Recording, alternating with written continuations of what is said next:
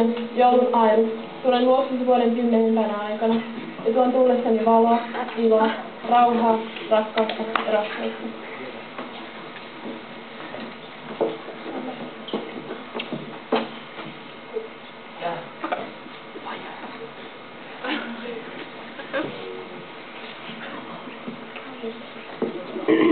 Joulun edellä kohdataan tonttujen ja joulupukin lisäksi nuori tyttö, jonka hiuksilla kynttiläkruunu on kuin sädekehä. Hänellä on valkea puku ja punainen vyö. Neito on Pyhä Lucia, joka tuo valoa, iloa, rauhaa, rakkautta ja ystävyyttä keskelle pimeintä talvea.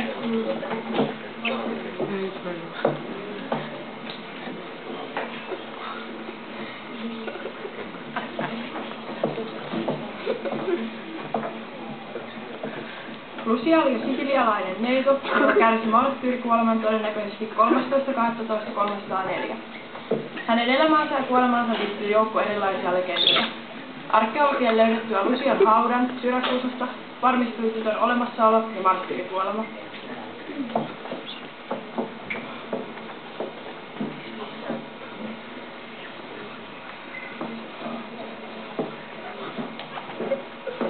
Erään legendan mukaan Lucia oli syrakusalainen neito, joka kääntyi kristinuskoon. Hän oli hyvin harras kristitty, mutta hänen äitinsä oli pakana.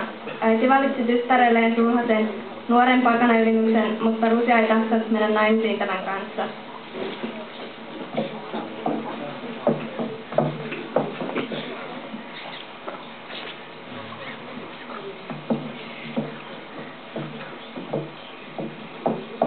Jouduttuaan riintaa tyttärensä kanssa äiti sairastui vakavasti.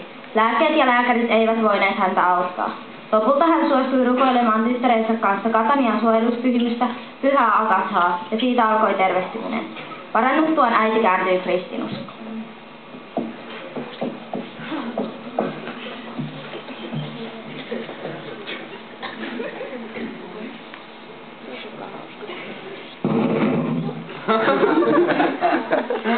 Lucian sulhanen sai tietää morsiamensa uskonnosta ja antoi hänet ilmi. Lucia aiottiin polttaa roviolla, mutta tuli ei vahingoittanut häntä, vaikka pyöveli miekka surmasi Lucian. Kansanomaiset Lucia-uskomukset Pohjolassa liittyvät talvipäivän seisaukseen.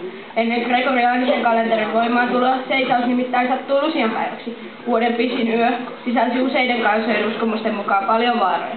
Itse Luciferin, eli paholaisen oli ajateltu tuolloin olevan toimissaan, ja kun Lucifer ja Lucia niminen muistuttavat paljon toisiaan, on Luciaa monin paikoin luultu paholaisen vaimoksi.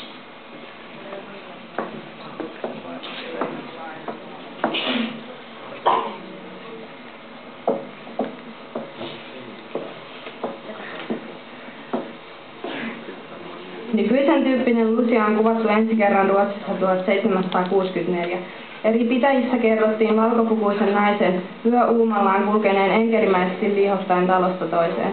Neitoa kutsuttiin Luciaksi, lussemorsiammeksi tai joulumorsiammeksi. Tämä neito kulki talosta toiseen nuorten miesten kanssa lauluja laulaen, ja palkaksi he saivat virvokkeita, tapa yleistyy.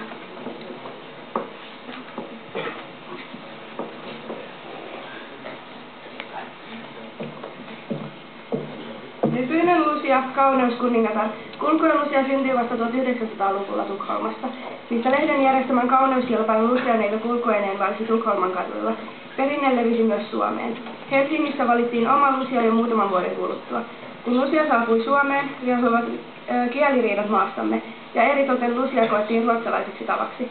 Sotien jälkeen vuosi vuodelta on Lucia kiinnostanut myös suomenkielisiä yhä enemmän ja enemmän.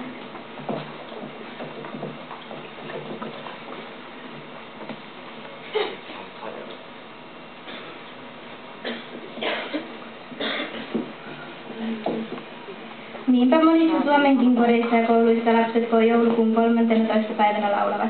Pyhä Lucia, kirkas kangastus, anna meidän talviyöhömme kauneutesi loistaa. Monissa perheissä on myös tapana, että perheen tytär pukeutuu aamuvarhaisella valkoiseen pukuun, sitoo punaisen vyön ja asettaa päähänsä kynttiläkruunun. Kädessään hänellä on kahvitarjotin ja tarjottimella kynttilä. Kahvin kerran herätetyt vanhemmat saavat Lucian pullia, joilla on hauska nimi, Lussekatter. Perheen muut tytöt ovat myös pukeutuneet valkoiseen pukuun ja pojat ovat tähtipoikia. Tänään koulumme Lucia tuo sinun päiväsi valoa, iloa, rauhaa, rakkautta ja ystävyyttä. Mietipä hetki, mitä ne sinulle merkitsevät.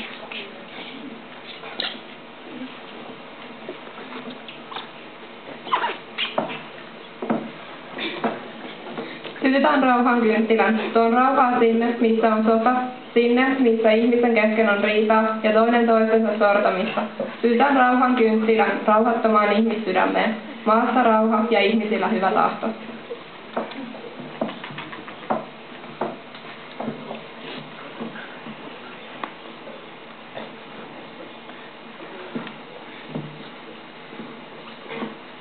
Sytytän ilon kynttilän.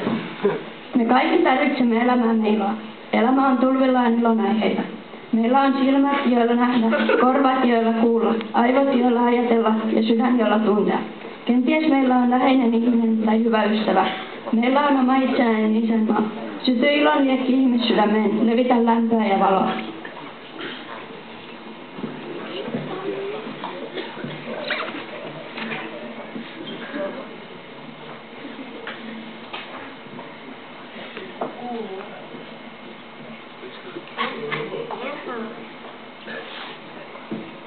Sytytän rohkeuden kynttilän. Lucia oli rohkea. Jokainen meistä voi myös olla rohkea. Joka päivä joudumme valitsemaan, tehdäänkö oikein vai väärin. Vaatii rohkeutta tehdä oikein. Syttykään rohkeuden liekki meidän jokaisen sydämeen.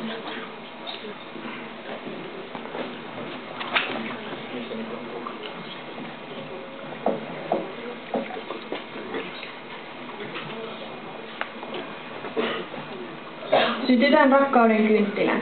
Rakkaus on parasta, mitä ihmissydämessä voi kasvaa. Rakkaus on sitä, että välittää toisesta ihmisestä.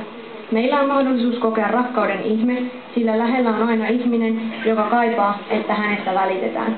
Haluathan sinäkin tehdä tänä jouluna jonkun läheisesi onnelliseksi. Siihen tarvitaan vain pieni ystävällinen sana tai teko.